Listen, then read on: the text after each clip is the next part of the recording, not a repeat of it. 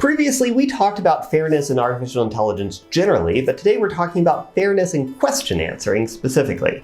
And today we're focusing on computer question answering. There have been contentious debates about whether standardized tests, IQ tests, and so on are biased against particular demographic groups answering questions. We're not talking about that today. We're talking about data that question answering systems are trained on and whether that causes the way they answer questions to be biased.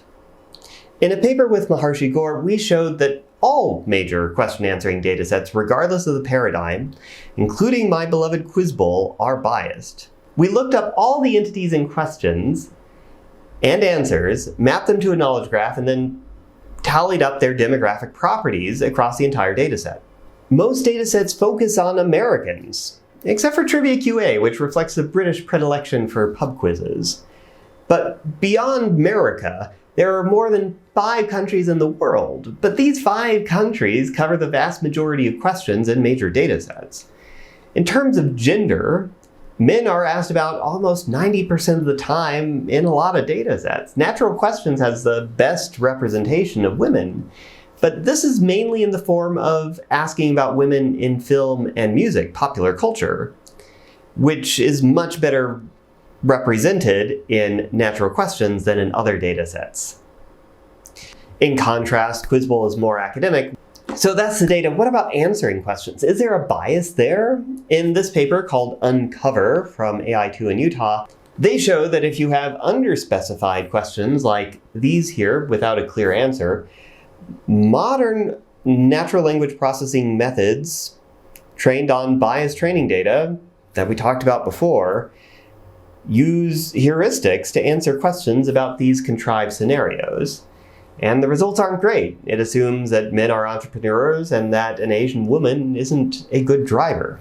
But these are fake questions with fake evidence. Is bias really a problem on real questions? As I record this in April 2022, we don't have good evidence that, say, questions about women or Cubans have lower accuracy than other groups.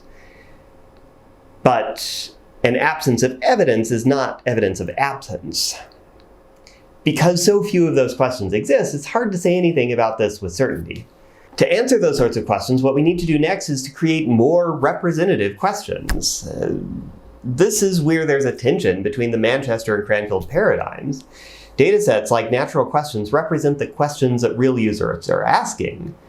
But the people that are asking questions are the people who have the time, devices, accents, etc. that are required to ask questions on modern, pretty expensive devices.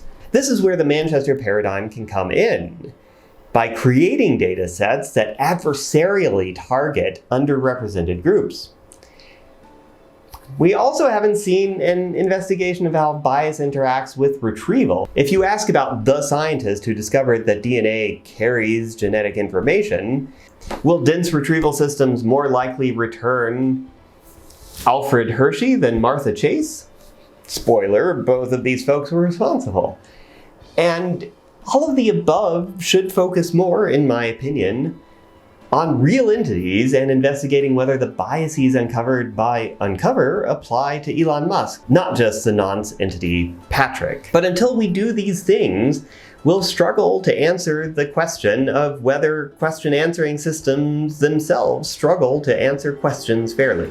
This is just a single lecture from a course. YouTube likes to show you these videos out of order, but if you go to the course webpage linked below, you can see the lectures in the right order, and you can get resources like homeworks or suggested reading. You can also visit quanta.org if you want to learn about our systems for creating computers that can answer questions, where Quanta stands for question answering is not a trivial activity.